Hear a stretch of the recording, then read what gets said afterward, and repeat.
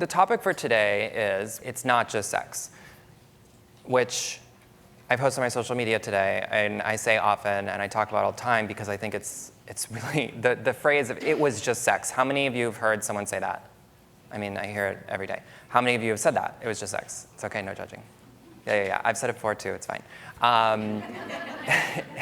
And it's funny because sex is this thing that gets just completely reduced. It's reduced, it's minimized, it's just physical, it's just a dick, it's just a clit, it's just an orgasm. It meant nothing. It was stupid, I didn't really even know their name. But the reality is, even if you don't know their name, even if they're an anonymous person, glory hole number 2, it's still meaningful. There's still some information there. So it isn't just sex, it isn't just a random person. There are a variety of different things that go into everything from what turns us on to what turns us off to what freaks us out to what makes us avoid sex.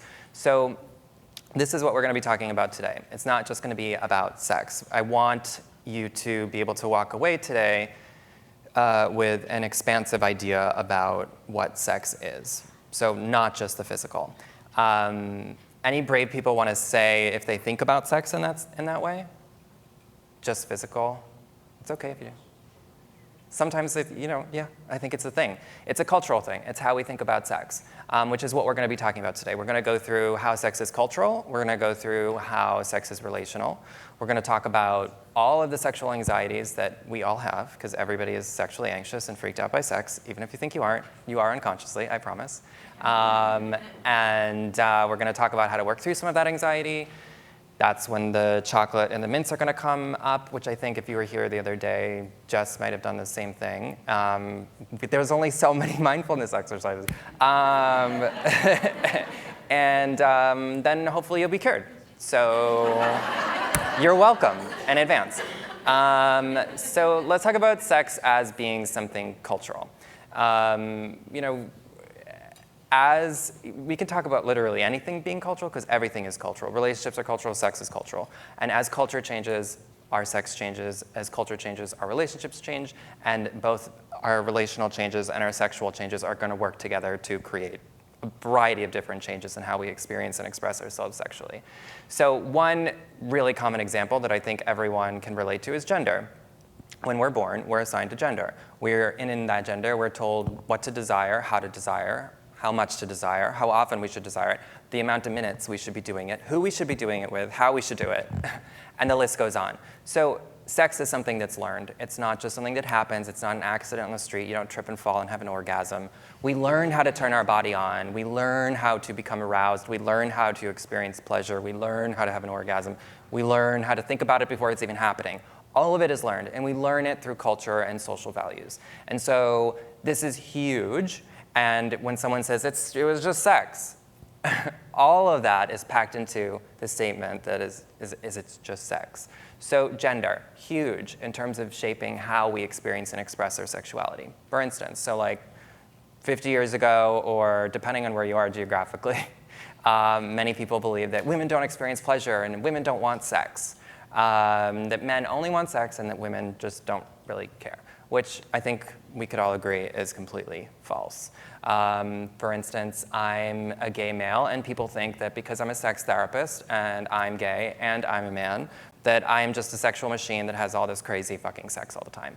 And I'm like, no, I just have a lot of sexual problems. And I have a client, recently divorced, only been with one guy her whole life. Now she's having lots of sex and having fun, and her friends are like, shouldn't you wait? It seems like a little too soon.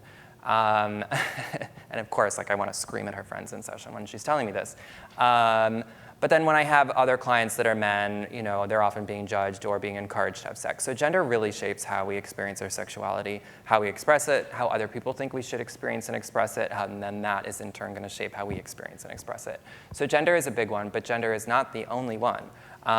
Social values we get literally just simply by opening our phone or by watching TV. The sex scenes in movies where there is 2.5 or 3 pumps and then both partners orgasm and it's really blissful and it's just wow, I guess this is how sex goes. And I think most of us know that, but still, even when seeing some of these scenes, we're like, why can't I do that?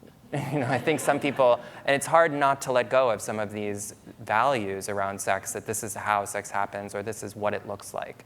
Another example is in religion.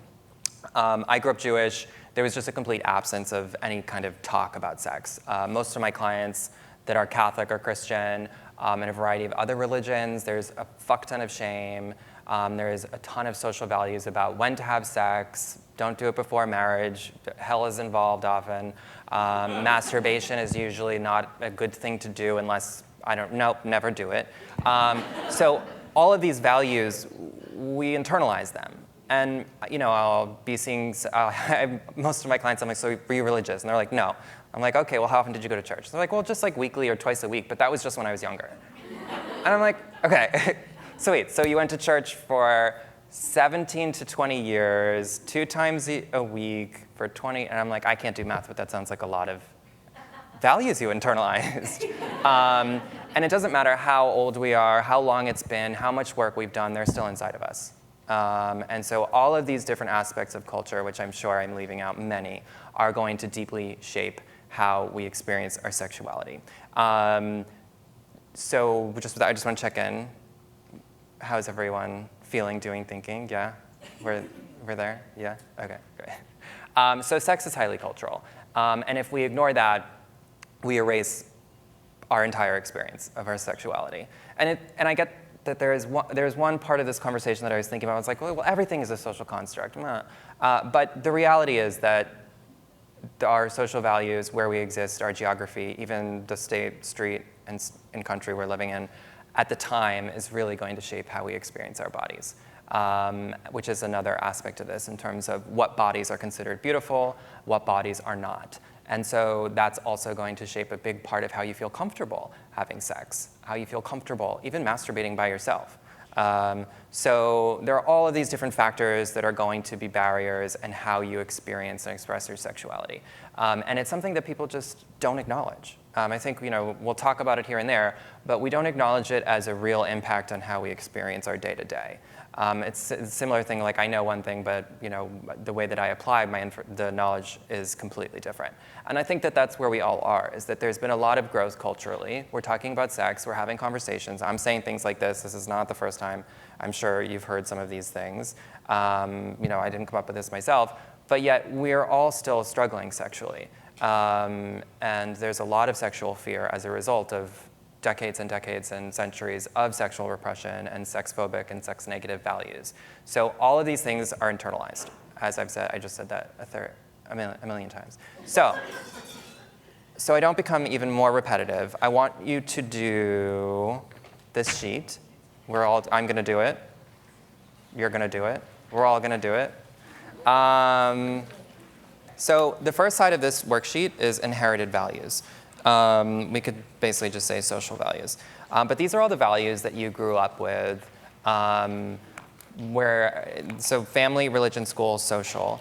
I want you to just take some time to reflect and to think about, what were some of the messages that you heard, who said them to you, maybe even think about what kind of impact that had on you.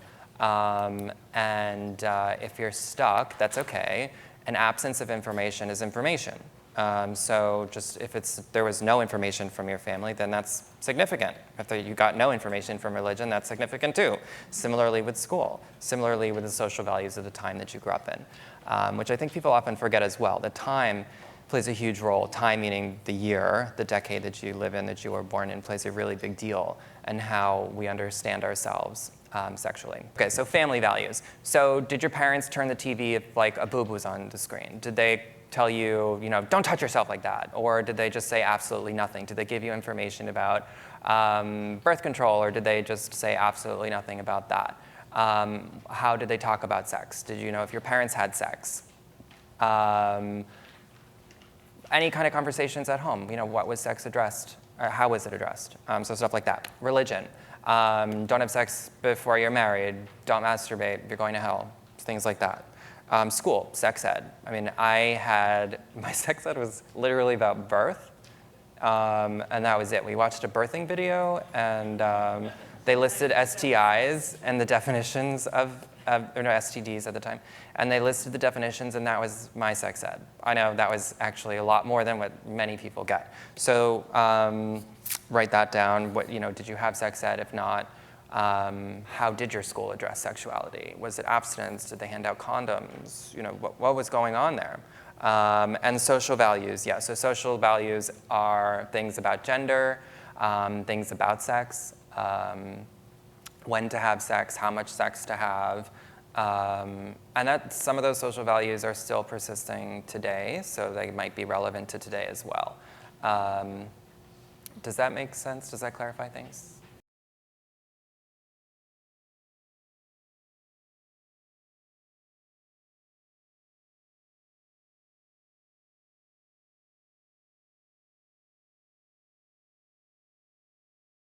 All right, so the right side, new values.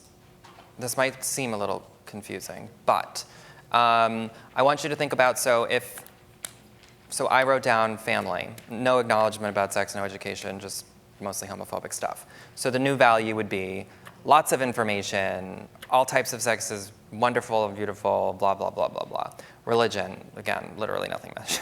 The new value would be about providing information, that sexual information is helpful. Maybe for some of you, though, it was masturbation is a sin or premarital sex is a sin. The new value would be have sex whenever you want to have sex. It's whatever you want it to be. It's not what I want your sexual values to be. It's what you want your sexual values to be and how you want them to be different from what you grew up with. So there's no right or wrong answers. It's just an opportunity for you to challenge some of these earlier inherited values that you learned, that we all learned. And maybe you want to keep some of them. That's totally fine too. Maybe you want to throw them the fuck away. That's great too. But it's an opportunity I really want you to try and figure out what you would like to replace them with. And my guess is that you've already started working on replacing them. But I still want you to write it out, just so you know exactly what it is that you are working on, or what you've worked on, or what you would like to work on. All of these values that we've internalized are changing, and we can reclaim whatever we learned that was oppressive and horrible and terrible, and change it within ourselves, and therefore change culture. Which is why I started off saying it's cool that you're here, because you're changing yourself and you're changing culture. Similarly with some of these values. And so, as I was doing this, and as I was talking to a couple of you over there and hearing all of your stories, so many things we didn't get. We didn't get a lot, in terms of talking nothing about pleasure, nothing about positivity, play, fun, silliness, nothing about really masturbation being important. And the other part, which I want to move on from the cultural aspect of sex, is the relational aspect. Because I think when we think about sex ed, we think about all of this stuff, like sex is beautiful, and it's this, and all of this, the gendered stuff, and sexual orientation, and we think about, I don't want to call them logistics, but social values. But we also do not think about are the relational aspects of sex, and how sex is a relational dynamic, even when you don't know somebody. And because of that, there are going to be a variety of different things that are going to come up for you that, are really important.